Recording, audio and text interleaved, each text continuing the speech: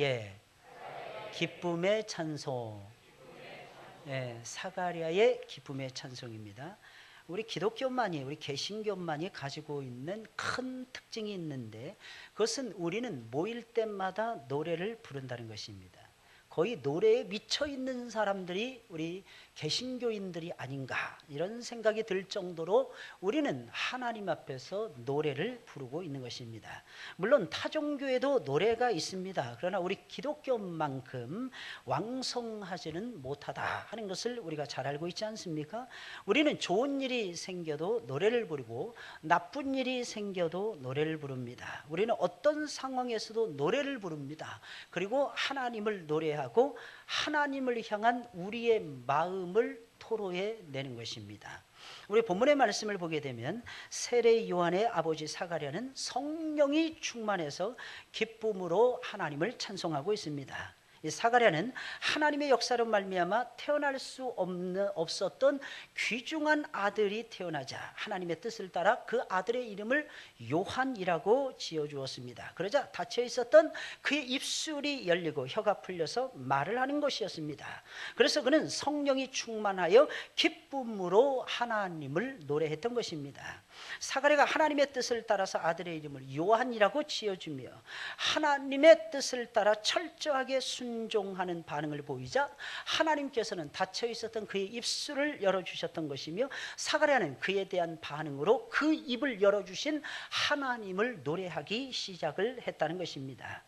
여러분, 우리에게 하나님이 왜 입을 주시는 것입니까? 하나님이 말하라고 입 주시는 거예요. 우리 한번 따라서 볼까요? 말하라고. 예, 무슨 말을 하라고 하나님이 입을 주셨을까요? 욕하고, 그죠? 싸우고 떠들고 수근수근대고, 이러라고 하나님께서 입을 주신 거죠. 여러분, 이 사실을 저와 여러분들이 꼭 기억을 하셔야 됩니다. 실컷 떠드시고 실컷 욕을 하세요. 그럼 가슴이 후련해지실 것입니다. 근데 여러분들 그걸 아십니까? 내 가슴은 후련해지는데 듣는 사람은 기분이 나쁘다는 거. 내가 말을 했을 때 듣는 사람이 기분이 좋아져야만 되더라는 것입니다. 여러분, 이것이 바로 은혜로운 말이라는 것입니다. 은혜로운 말은 다른 것이 아니에요. 상대방이 들었을 때 기분이 좋아지게 만드는 그런 말들, 이걸 은혜로운 말이라는 것입니다. 하나님이 우리에게 입술을 주신 이유가 무엇입니까? 은혜로운 말을 하라고 하나님께서 우리에게 입술을 주신 거예요. 또 하나님께서 우리에게 입을 주신 이유가 무엇입니까? 말을 하는데 감사하는 말을 많이 하라고. 여러분, 감사해 보세요. 얼마나 감사하십니까? 그죠? 이렇게 예배 드리는 거 너무 감사하지 않습니까? 예배 끝나고 저문을 한번 나가보세요. 얼마나 감사한지 몰라요. 왜? 여기는 별천지예요. 여기 시원합니다. 근데 저기만 딱 문 열고 나갔다 하면 열대야 막 날씨가 후덥지가 않아 막 숨 막히는 날씨가 그냥 확 더위가 확 물러옵니다. 그러니 얼마나 감사해요. 그래서 우리는 감사해야 되는 것입니다. 왜 하나님이 입을 주신 것입니까? 왜? 하나님을 찬송하라고 하나님이 입을 주신 거예요. 사랑하는 여러분들, 명심하시길 예수님의 이름으로 축원을 드립니다. 여러분, 이 세상에는 말을 못하는 사람들도 엄청나게 많이 있습니다. 그런데 왜 하나님께서 우리의 입을 열어서 말할 수 있도록 해주신 것입니까? 우리의 입으로 하나님을 찬송하라고. 여러분들, 입을 열어서 하나님을 찬양하시기를 예수님의 이름으로 축원을 드립니다. 이사야 43장의 말씀을 보니까 하나님이 우리를 불러주신 이유가 뭐예요? 하나님의 영광 때문에 불러주셨다는 거예요. 하나님의 영광을 우리에게 입혀주시기 위해서, 그리고 우리를 통해서 하나님의 영광을 취하시기 위해서. 그런데 그 핵심에, 그 중심에는 무엇이 있었느냐? 하나님을 노래하는 것이 있었더라는 것입니다. 하나님이 우리를 불러주신 이유가 하나님을 찬송하라고 하나님께서 저와 여러분들 불러주신 거예요. 여러분, 어떠십니까? 좀 기분이 나쁘십니까? 노래하고 싶지 않죠? 그죠? 누가 노래하는 소리도 듣기 싫죠? 여러분, 그건 비정상인 것입니다. 왜냐하면 우리 마음속에 노래하고자 하는 마음을 하나님이 넣어주셨거든요. 그래서 나쁜 일이 있어도 우린 노래해야 되는 것입니다. 좋은 일이 있어도 노래해야 되는 것입니다. 입술의 열매를 거두면서 하나님을 찬미해야만 되는 것입니다. 이것을 가리켜서 히브리서의 기자는 뭐래? 찬미의 제사라고 얘기하는 것입니다. 여러분, 제사예요. 여러분들, 예배가 무엇입니까? 찬미의 제사를 드리는 것이 예배라는 것입니다. 오늘 사가랴는 예배 드리고 있는 거예요. 예배가 뭐예요? 시종 하나님의 이름을 찬양하는 거예요. 시종 하나님의 성품을 노래하는 것입니다. 시종 하나님의 역사를 노래하는 것입니다. 여러분, 이것이 바로 예배가 아니고 무엇이냐는 것입니다. 항상 그래서 여러분들의 스토리를 만들어 가야 돼요. 그 스토리가 무슨 스토리입니까? 하나님을 노래하는 스토리라는 것입니다. 하나님을 찬미하고 하나님께 영광을 돌리고 하나님께 감사하는 스토리를 만들어 갈 줄 알아야 되는 것입니다. 이것을 가리켜서 새칭 말하기를 간증이라고 얘기하는 거예요. 간증. 많은 사람들이 간증을 우습게 합니다. 간증은 대단한 거예요. 근데 알아야 되는 것이 있어요. 지자랑하면서 간증한다는 거예요. 지자랑하면서. 늘 말씀드렸죠. 강남 스타일의 토크는 자기 자랑을 섞는 것입니다. 그러니까 요즘 한국의 강남 스타일이 막 세계적으로 1년 전부터 막 열풍을 부니까 요즘 한국 애들이 외국에 나가면 기가 사는 거예요. 그러니까 한국말로 된 책을 가지고 학교에 가잖아요. 그러면 애들이 눈이 시뻘개져. 야, 이 말 어떻게 읽어? 이거 어떻게 읽는 거야? 야, 이게 강남 스타일의 악보야. 딱 그러면 애들이 미치는 거야. 거의. 그럼 강남 스타일이 뭐야? What is 강남 스타일? 막 물어보는 사람들이. 그럼 강남 스타일이 그건 하나의 패션이야. 단순한 스타일이 아니야. 한국의 고급스러운 좀 이상야릇한 패션인데 그런 게 있어. 말해도 니들은 몰라. 야, 설명해줘. 그런 게 있어. 그런 거 있다는 것만 너희가 알고 살아도 행복한 거야. 요즘 한국 아이들이 기가 엄청나게 산답니다. 외국에 나가잖아요. 일단 싸이 아냐는 분들, 싸이 아냐는 싸이. 야, 참 너무너무 놀라운 시대를 우리가 살아가고 있는 거예요. 뭐 들리는 말에 의하면 싸이가 뭐 장인어른이 뭐 이단이니 뭐 무슨 상관이 있어요. 같은 민족이라는 것만 기억하시고 우리는 그 싸이 이름만 이용하면 되는 거예요. 어떻게 이용하는 것입니까? 어떻게 하나님을 영화롭게 해드리는데 이용하는 것입니다. 일본 사람들은요, 전 국민의 0.3%가 기독교인이에요. 일본 사람들이 늘 물어본답니다. 한국 사람들만 당신네 나라는 어떻게 해서 그렇게 부흥했습니까? 어떻게 해서 개신교가 그처럼 힘있게 왕성하게 일어날 수 있었습니까? 많은 사람들이 물어보는 거예요. 그래서 어느 목사님이 고민을 많이 하셨다고 합니다. 뭐라고 대답하는 것이 맞을까? 이 사람의 대답, 저 사람의 대답 다 얘기를 들어보았는데 합당하지 않더랍니다. 그래서 자기가 성경을 보면서 한 가지 딱 깨달은 것이 있었다는 것입니다. 성경에 나오는 모든 사건들을 한국 사람들은 자기가 경험한 것처럼 믿기 때문입니다. 마치 출애굽의 사건이 벌어졌다는 거예요. 일제시대를 통과했다는 거예요. 일본 놈들 기분 나쁘겠죠. 일제시대를 통과했다는 거예요. 근데 일제시대를 어떻게 통과했느냐? 우리는 출애굽을 생각하면서 통과했습니다. 그러니까 3500년 전에 이스라엘 백성들이 애굽에서 빠져나오는 그 출애굽의 사건은 바로 오늘날 우리가 일제에서 벗어나서 해방을 맞은 사건과 동일한 것입니다. 우리는 그렇게 믿고 있습니다. 그렇게 설명해 드리니까 일본 사람들이 고개를 끄덕끄덕 하더랍니다. 지들도 지은 죄가 있고 양심이라는 것이 있으니까. 할렐루야. 여러분들 꼭 명심하세요. 하나님 우리를 사랑해 주세요. 여러 가지 각도에서 사랑해 주십니다. 그 사랑을 노래하는 것이 찬송이에요. 그 사랑을 고백하는 것이 찬양인 것입니다. 찬양에서 가장 중요한 것이 무엇입니까? 하나님을 체험하는 것입니다. 하나님을 체험하고 내가 체험한 하나님을 노래를 하는 것입니다. 오늘 사가랴는 노래하고 있는 것입니다. 자신이 체험한 하나님을 노래하고 있는 것입니다. 노래라는 것은 다른 것이 아니에요. 하나님을 높여드리면 그것이 찬송이라는 것입니다. 그것이 간증이라는 거예요. 그것이 우리의 이야기가 되더라고 하는 사실입니다. 사랑하는 여러분들, 믿으시길 예수님의 이름으로 축원을 드립니다. 그러니 우리는 언제나 입을 벌려 무슨 일을 만나든지 하나님을 노래할 수 있잖아요. 하나님 찬송할 수 있잖아요. 목사님 저 너무 힘듭니다. 그러니까 노래해야죠. 목사님 저 너무 기쁩니다. 그러니까 강남 스타일 부르지 말고 찬송을 부르셔야죠. 할렐루야. 어떻게 해서 그런 노래를 부릅니까? 내가 만난 하나님이 위대하시기 때문입니다. 고백을 해야 되는 거죠. 내 안에 들어오셔서 역사하시는 하나님의 역사가 너무너무 신기하고 놀랍기 때문에 나는 노래 부르지 않을 수가 없습니다. 그러면 정말로 여러분들의 삶 속에 놀라운 일이 일어나고야 말 것입니다. 많은 사람들이 생각을 해요. 우리 삶에 놀라운 일이 벌어지길 바란다는 것입니다. 근데 실제로 안 일어나는 것입니다. 왜 안 일어나는 것입니까? 노래하지 않으니까 안 일어나는 거예요. 노래라는 것은 무엇입니까? 내 마음을 표현하는 거예요. 노래라는 것은 무엇입니까? 내 비전을 노래하는 것입니다. 내 마음에 품고 있는 기대감에 대한 표출이 노래가 아니겠습니까? 이 노래, 가장 소망적인 노래, 그것이 무엇입니까? 찬송이에요. 그것이 무엇입니까? 찬양이에요. 그래서 세상 노래 부르면 찌그러듭니다. 구석에 틀어지고 싶어요. 구석에 틀어박혀서 살고 싶습니다. 근데 찬송을 부르면 밖으로 나오게 돼 있어요. 할렐루야. 출애굽하게 돼 있는 거예요. 집안에서부터 대탈출을 시작을 하는 거예요. 나는 하나님이 너무 좋아요. 나는 하나님 만나고 싶어져요. 아니, 나는 하나님이 싫어요. 나는 구석에 틀어박혀 나는 살래요. 나 혼자 살고 싶어요. 천상천하 유아 독전으로 살고 싶어요. 이런 사람들이 하나님을 만나게 되잖아요. 그럼 하나님 만나러 나오게 돼 있는 거예요. 왜? 하나님 안에 답이 있는 거예요. 하나님 안에 열쇠가 있는 것입니다. 그 사실을 아는데 어찌 하나님을 노래하지 않고 견딜 수가 있겠습니까? 좀 이상해지죠. 그죠? 예수님 믿으면 믿을수록 아무 때나 콧노래 부르고 아무 때나 미친 듯이 노래하고, 이것이 나의 간증이요, 이것이 나의 찬송일세, 나 사는 동안 끊임없이 구속한 주만 찬양하리. 이상하게 자꾸 이상하게 그게 생각이 나는 거예요. 할렐루야. 이거 어떻게 되는 거예요? 따라서 하겠습니다. 미쳐서. 우리가 미쳐서 그래요. 어차피 세상 미쳐서 돌아가고 있잖아요. 근데 이 세상에 제일 미친 건 하나님께 미친 게 제일 아름다운 거예요. 그러니까 하나님을 노래해야 되는 거예요. 하나님, 우리는 말에서 입에서 그냥 송이 흘러나야 돼요. 송, 찬송이 흘러나야 돼요. 찬양이 흘러나야 돼요. 찬송인데 영어로 노래가 송이거든요. 야, 이 진짜 신기한 것 같아요. 할렐루야. 참 하나님이 좋은 거 많이 주셨어 우리한테. 그래서 세상이 부럽지 않은 거예요. 세상이. 여러분 어떠십니까? 신기한 일 여러분들의 삶 속에 일어나기를 원하십니까? 무조건 찬송을 부르세요. 이스라엘은 찬양했습니다. 다 위대한 가장 노래하는 시인 누굴까요? 다윗이에요. 다윗은 늘 노래하는 거예요. 절망 가운데서도 노래합니다. 희망 가운데서도 노래합니다. 나라를 얻기 전에도 노래합니다. 나라를 얻은 후에도 노래합니다. 다윗은 시종 일관여일하게 하나님 앞에 나아가면서 노래를 불러요. 노래를 부르니까 마음이 풍요로워지죠. 안정이 되죠. 적 앞에서도 두려움이 없어지죠. 여호사밧 왕 같은 경우는 찬송을 부르며 찬양대를 조직해가지고 나아갑니다. 찬양을 부르는데 적이 물러가.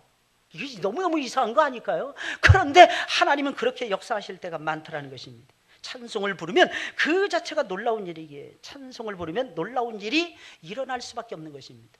그러면 사가랴는 하나님을 노래했잖아요. 하나님을 찬송하며 하나님께 영광을 돌렸습니다.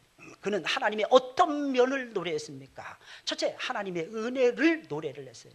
우리가 제일 먼저 직면하는 것이 하나님의 은혜이잖아요. 은혜라는 것이 무엇입니까? 하나님이 나에게 부어주신 선물이에요.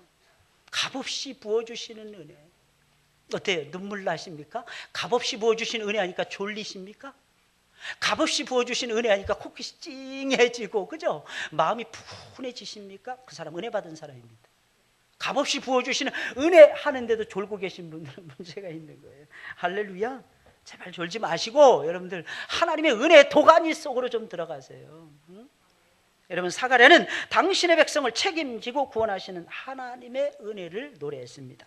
오늘 본문 68절 71절에 있는 말씀입니다. 찬송하리로다. 시작이 찬송하리로다 이렇게 시작해요. 주 이스라엘의 하나님이여 그 백성을 돌아보사 속량하시며 우리를 위하여 구원의 뿔을 그 종 다윗의 집에 일으키셨으니 이것은 주께서 예로부터 거룩하신 선지자의 입으로 말씀하신 바와 같이 우리 원수에게서와 우리를 미워하는 모든 자의 손에서 구원하시는 구원이라 라고 말씀하고 있습니다. 여러분, 사가랴는 세례 요한이 태어났을 때에 당신의 백성을 속량하여 책임지고 구원하시는 하나님의 은혜를 깨달았습니다. 그리고 그 은혜를 찬송을 했어요. 여러분, 속량이라는 것이 무엇입니까? 값을 대신 지불했다 이런 뜻이에요. 값을 지불했다, 이것을 속량이라고 얘기하는 것입니다. 구속했다, 다른 말로 하면 구속했다 이런 뜻입니다. 구속이라고 하는 말은 누군가를 대신해서 값을 치렀다 이런 뜻입니다. 그 결과 어떠냐? 자유를 주고 해방을 주었다. 그래서 속량이라고 하는 구속 플러스 자유, 해방이라는 의미가 이 속에는 담겨져 있는 것입니다. 여러분, 이 용어는 죄인을 석방하거나 종을 해방시킬 때에 사용되던 용어였습니다. 근데 이것이 예수님에게 적용이 되는 거예요. 예수님께서 우리의 죄값을 대신 지불하시고 우리를 해방시켜 주시고 그로 인해서 자유함을 주신 것을 가리켜서 속량이라고 표현을 하는 것입니다. 예수님께서는 우리의 죄값을 대신 지불하시고 우리를 죄와 사망에서 속량하기 위해서 이 세상에 내려오셨던 것이며 그 아름다운 목적을 따라서 우리를 죄에서 속량하여 자유와 해방을 주신 것입니다.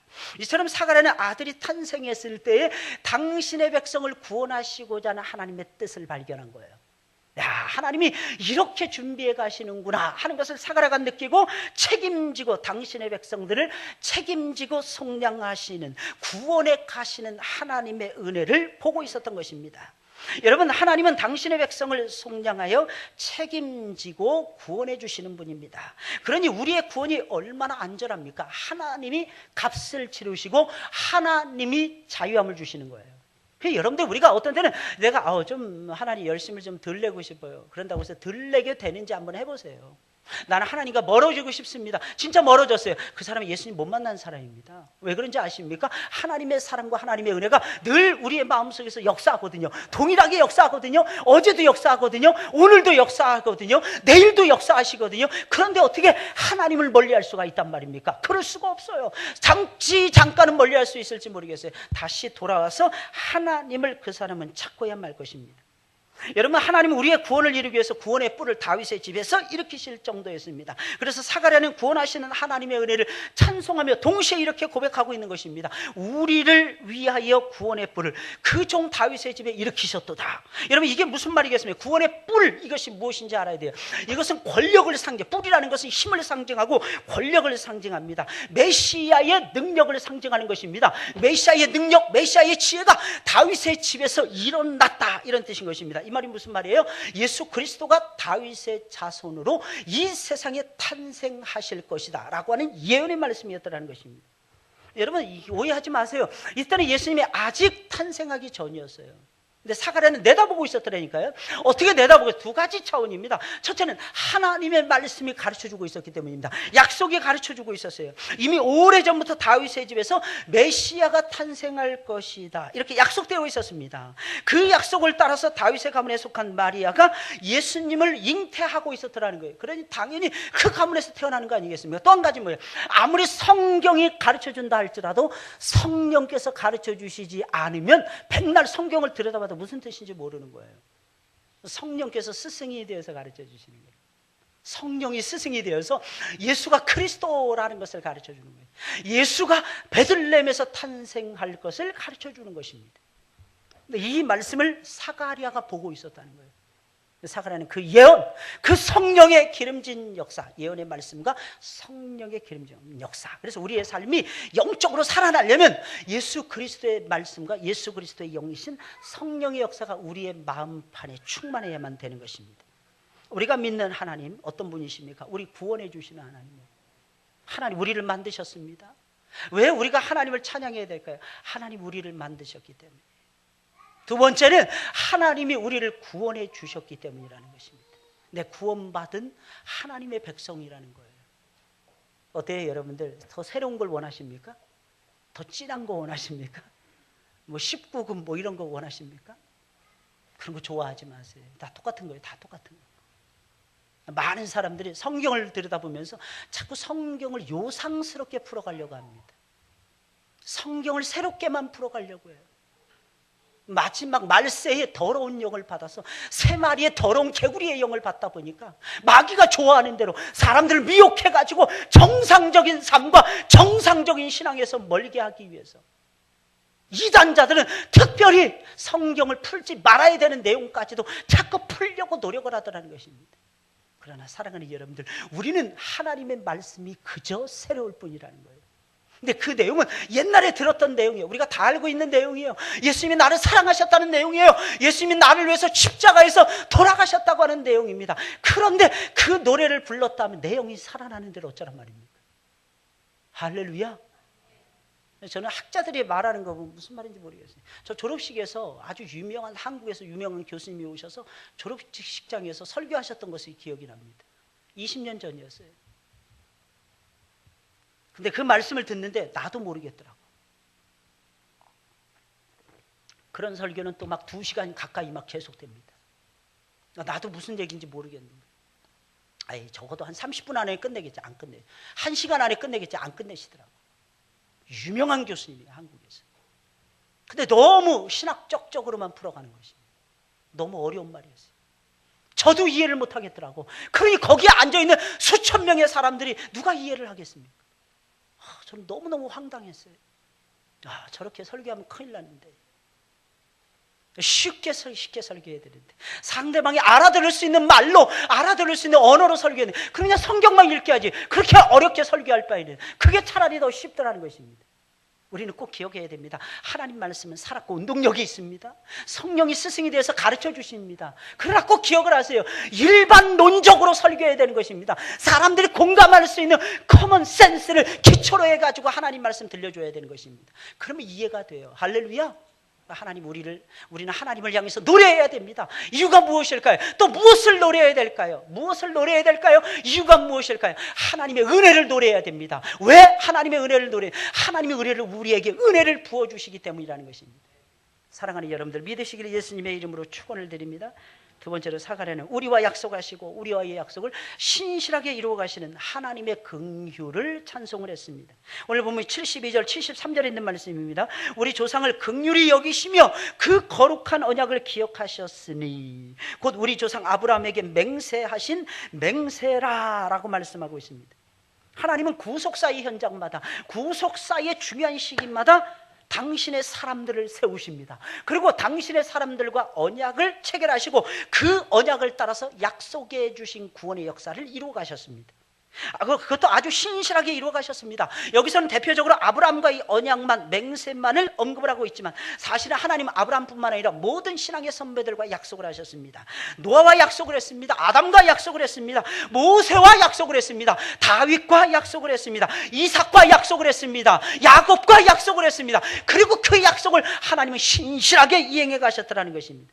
그래서 성경에는 무엇이 가득, 하나님의 약속들로 가득 차 있어요. 여러분들, 하나님이 무서우십니까? 한 단면만 보신 것입니다. 그 말씀을 하시기까지 하나님의 마음이 얼마나 아프셨겠어요. 여러분 생각을 해보세요. 출애굽을 할 때 이스라엘 백성들만 생각하지 마세요. 여러분, 애굽의 백성들도 하나님이 사랑하셨습니다. 그 백성들을 홍해에 수상시키시는 하나님의 마음을 여러분들이 알고 계십니까?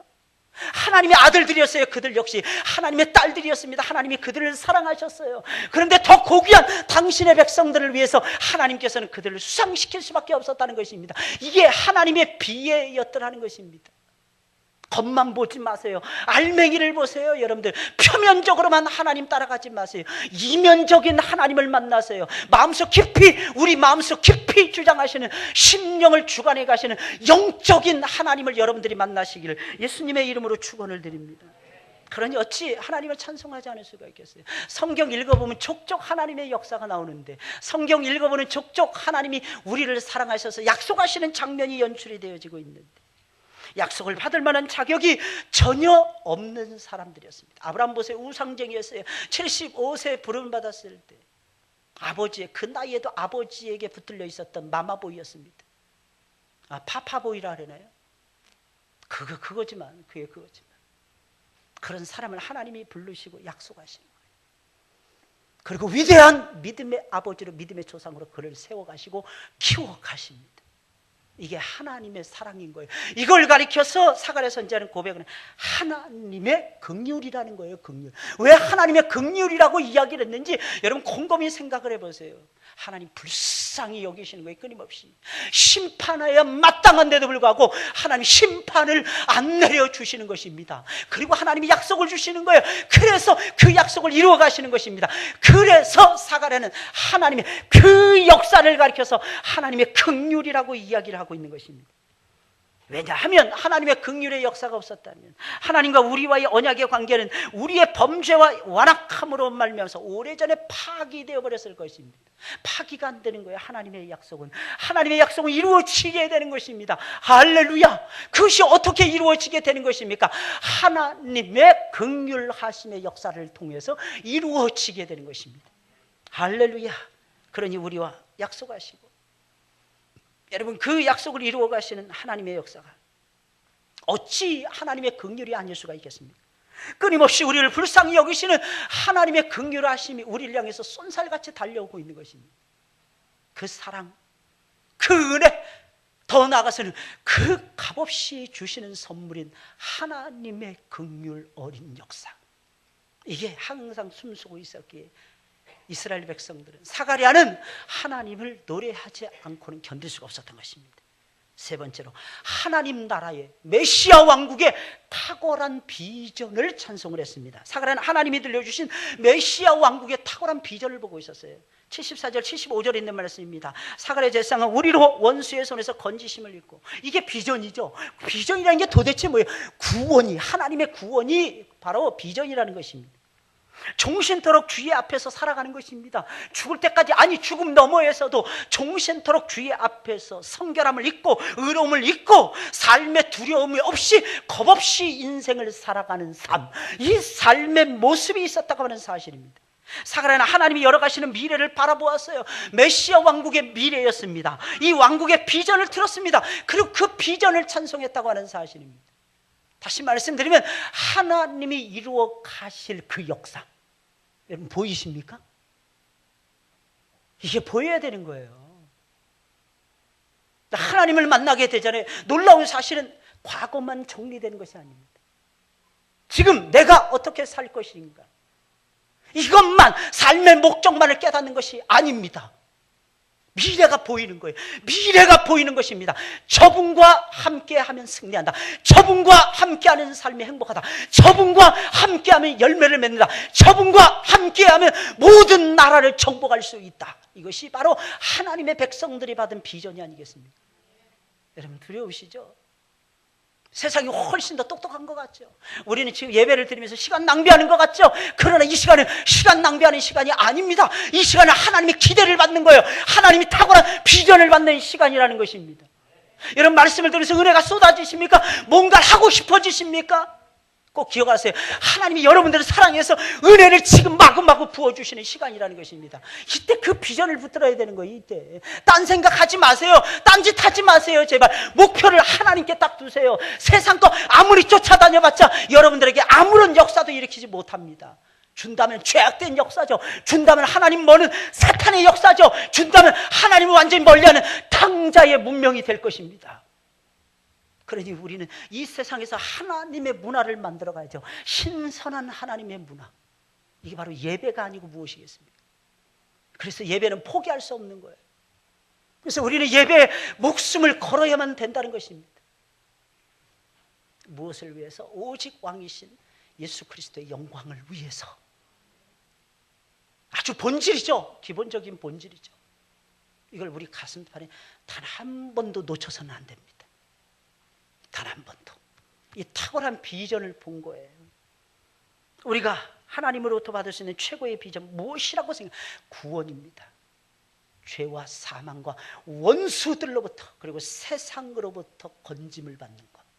이게 비전인 거예요. 종신토록 하나님 앞에서 살아가는 것입니다. 하나님 앞에서 너무 즐거운 거예요. 여러분 행복하십니까? 대답을 못 하시겠죠? 불행하시니까. 불행하십니까? 뭐예요 도대체? 행복하십니까? 아, 저는 너무너무 행복해요. 행복해서 죽을 것 같아요. 그 정도로 행복해요. 누가 그러시더라고요. 아이 목사님이야 뭐 예쁜 부인하고 예쁜 딸들이 있으니까 행복하시겠죠. 물론 행복해. 그것 때문에도 행복하겠죠. 제 행복은 그런 데서 오지 않습니다. 오히려 내가 아내와 아이들을 사랑하면서 저는 행복을 느끼죠. 저는 우리 성도들을 사랑하면, 성도들이 저를 사랑하든 말든 그건 중요하지 않고, 세상 사람들 다 떠나도 바위섬의 노래에도 나오잖아요. 다 떠나도 나는 너를 사랑해. 제가 사랑하면 되는 거예요. 제가 사랑하면. 많은 사람들이 오해하더라고요. 나를 사람들이 싫어하는 것 같아. 나 왕따예요. 왕따 되세요. 그거 하나님의 뜻입니다. 왕따 되는 게 뭐 어때서? 거룩한 왕따가 되셔야지. 나만 유독 하나님만 바라볼 수 있는 기회를 주신 거. 하나님이 나를 독대하기를 원하시는 거예요. 여럿이 같이 하나님 앞에 우리 회중 가운데 나아가야 됩니다. 그러나 홀로도 하나님 앞에 나아갈 수 있어야 돼요. 혼자서 하나님 만나는 깊은 밤 홀로 눈물을 흘려보셨습니까? 그 눈물이 발을 적시고 가슴을 적시고 심장을 적시는 이 체험을 해보셨습니까? 그런 시간이 없는 사람 인생을 말하지 마세요. 인생을 말할 자격도 없어요. 어떤 때 보면 인생의 반 이상이 눈물인 것 같아요.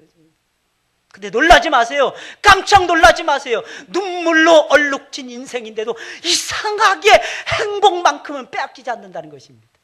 무엇이겠습니까? 그 눈물 속에 예수님이 계시는 거예요. 그 눈물 속에 예수님의 역사가 나타나는 것입니다. 그 눈물 속에 하나님의 사랑의 기대감이 내 삶 속에서 들어와서 내 삶을 끌고 간다고 하는 사실입니다. 그러니까 깊은 밤 홀로 노래 부를 수밖에 없는 것입니다. 새벽을 깨우면서 기도할 수밖에 없다는 것입니다. 이유가 무엇입니까? 하나님이 살아계셔서 우리에게 탁월한 비전을 넣어주시면서 내 영혼을 행복의 세계로 이끌어가고 계시기 때문이라는 것입니다.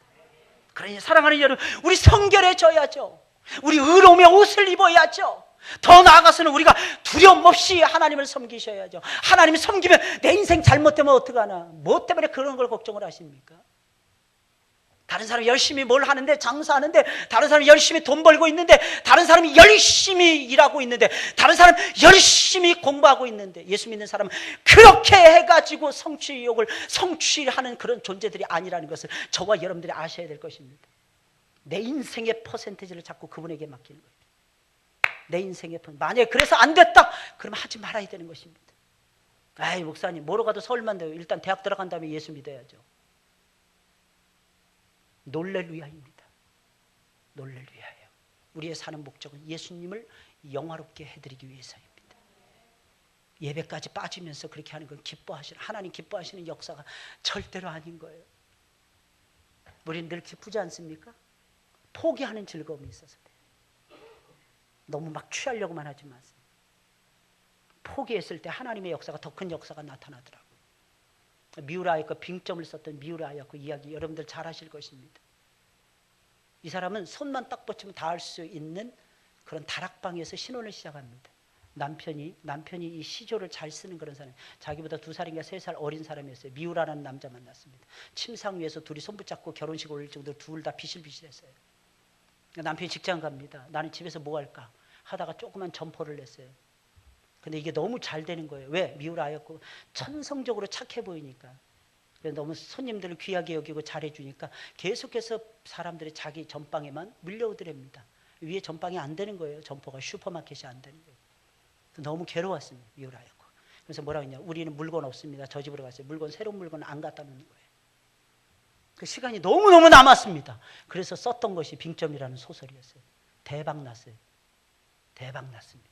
그 이후부터 양치는 언덕, 길은 여기에 뭐 이런 책을 쓰면서 수많은 사람들의 독자층을 넓혀가기 시작했습니다. 성경에 이르기를 뭐 이런 책들은 이제 기가 막힌 책들이에요. 내 영혼의 영롱한 무지개가 이런 책들을 읽어보면요, 얼마나 감동적인지 몰라요. 어떻게 이런 언어를 구사할 수 있을까? 그것도 일본 사람이, 제가 항상 느끼는 거, 일본 사람들의 가슴에서 깜짝 놀랐어요. 제가 존경하는 유일한 일본 사람이에요. 야, 정말 대단하더라고요. 양보하는 거예요. 배려하는 거예요. 내 거를 침탈해와 이게 아니었어요. 주는 거예요. 예수님 내어주신 대로 주는 거예요. 그러니까 세상을 하나님이 딱 들어서 그의 손바닥 위에 올려놓은 것입니다. 우리는 살아가는데 이렇게 살아가야 되는 거예요. 할렐루야.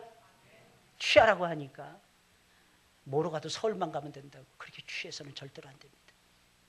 예배 드릴 거 다 드리고도요, 승리할 수 있어요?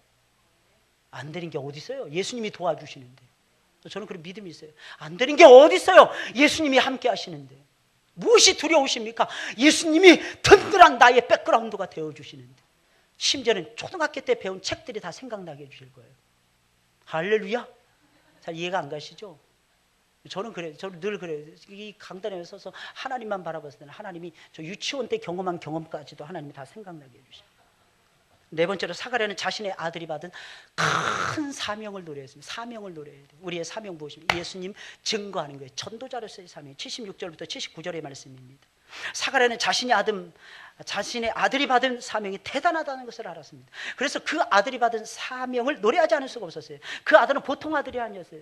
근데 여러분들이 생각하는 보통 아들이 아닌 건 다 천재죠. 다 천재로만 생각합니다. 사가랴는 그렇게 생각해요. 특별한 사명을 받은 아들을 보통 아들이 아니라고 생각을 한 것입니다. 이 사람은 어떤 사람이에요? 주의 길을 예비하는 사람이, 주의 길을 평탄하게 하는 사명을 받은 귀한 아들이었습니다. 세례 요한은 지극히 높으신 이의 권능에 의해서 수태가 된 지극히 높으신 이의 아들을 소개해야만 되는 지극히 높으신 이의 선지자였습니다. 그래서 세례 요한은 그처럼 엄청난 사명을 온전히 감당하기 위해서 어렸을 때부터 광야에서 성장했던 거예요. 약대 털옷을 입었습니다. 오해하지 마세요. 아주 좋은 모피, 호피 이런 옷을 입었다고 생각하지 마세요. 요즘에 전부 다 가공이 돼서 사람에게 딱딱 맞는 그런 가죽 옷이지만 옛날엔 그러지 않았어요. 그냥 대충 말려서 입은 거예요. 대충 말려서. 입을 옷이 없어서. 왜? 왜냐? 그 옷 안 입으면 얼어 죽으니까. 팔레스타인의 밤은요, 낮은요, 영상 40도까지 올라갑니다. 낮에는 영하 20도까지 떨어집니다. 50도, 60도 왔다 갔다 합니다. 근데 옷이 없어요. 약대 털옷을 안 입으면 죽습니다. 그래서 입은 것이 약대 털옷이었어요. 그리고 빈들에서 살았어요. 아무것도 돌봐주는 사람 없었어요. 왜? 늦게 오던 아들이었어요. 엄마 아빠가 일찍 죽었어요. 고아였습니다. 여러분 어떠십니까? 환경 중요합니다. 부모가 함께 하는 것 대단히 중요합니다. 더 중요한 게 있어요. 하나님이 함께 하시는 거예요. 사가랴는 하나님이 함께 하는 종이었어요. 메뚜기가 석청을 먹었습니다. 메뚜기 구워 먹어보신 적 있습니까? 메뚜기 참 맛있죠. 매일 먹는다고 생각을 해보세요. 진짜 맛있죠. 다른 거 선택의 여지가 없습니다. 참 맛있죠. 이게 세례 요한이 먹었어요. 석청 먹었어요. 꿀 하루 이틀이지. 꿀 매일 먹어보세요. 살 수 있는가? 이 두 가지를 통해서 자기 영양을 보충을 받고, 아마 31살인가 이렇게 죽었는데 더 살았으면 큰일 날 뻔했어요. 왜? 영양이 모자랐으니까 분명히. 그런데도 그는 쩌렁쩌렁하게 하나님의 말씀을 외칩니다. 하나님을 누구보다도 사랑합니다. 예수의 길을 예비하십니다. 우리는 힘들 다 버리고 예수님의 길을 준비합니다. 그 광야에서 훈련받고 하나님의 진정한 아들로 거듭납니다. 그러니 어찌 그 아들이 받은 사명을 찬송하지 않을 수 있겠습니까? 사가랴가 보니까 깜짝 놀랐어요. 여러분 생각해보세요. 그러나 그 미래를 바라보면서 사가랴의 심정이 어떠했겠습니까?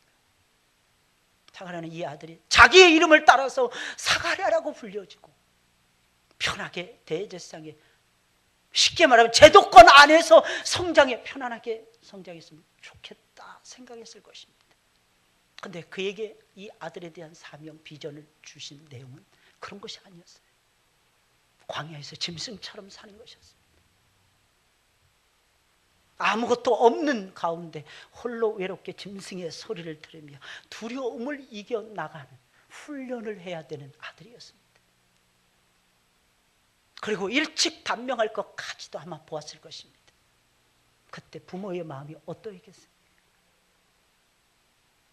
결혼, 가정의 행복, 세례 요한에게는 그런 게 아무것도 없었습니다.